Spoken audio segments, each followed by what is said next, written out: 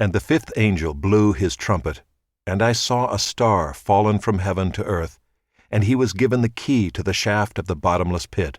He opened the shaft of the bottomless pit, and from the shaft rose smoke like the smoke of a great furnace, and the sun and the air were darkened with the smoke from the shaft. Then from the smoke came locusts on the earth, and they were given power like the power of scorpions of the earth.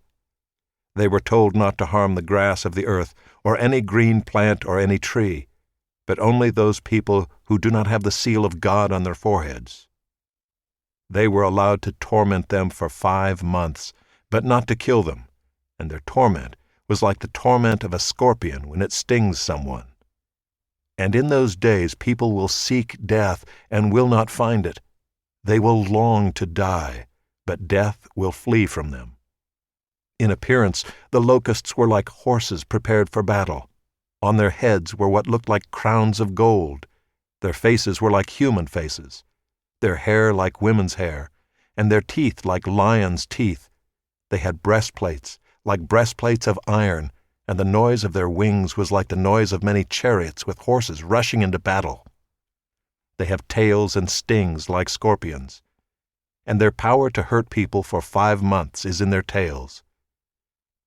They have as king over them the angel of the bottomless pit.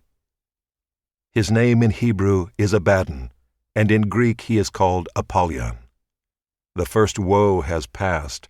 Behold, 2 woes are still to come. Then the sixth angel blew his trumpet, and I heard a voice from the 4 horns of the golden altar before God, saying to the sixth angel who had the trumpet, "Release the 4 angels who are bound at the great river Euphrates."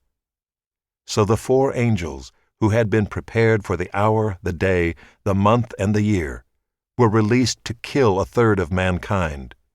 The number of mounted troops was twice 10,000 times 10,000.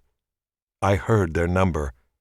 And this is how I saw the horses in my vision, and those who rode them.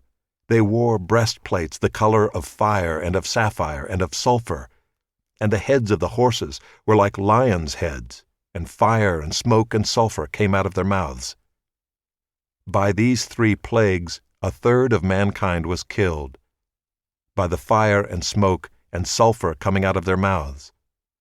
For the power of the horses is in their mouths and in their tails, for their tails are like serpents with heads, and by means of them they wound. The rest of mankind, who were not killed by these plagues, did not repent of the works of their hands, nor give up worshipping demons and idols of gold and silver, and bronze and stone and wood, which cannot see or hear or walk. Nor did they repent of their murders, or their sorceries, or their sexual immorality, or their thefts.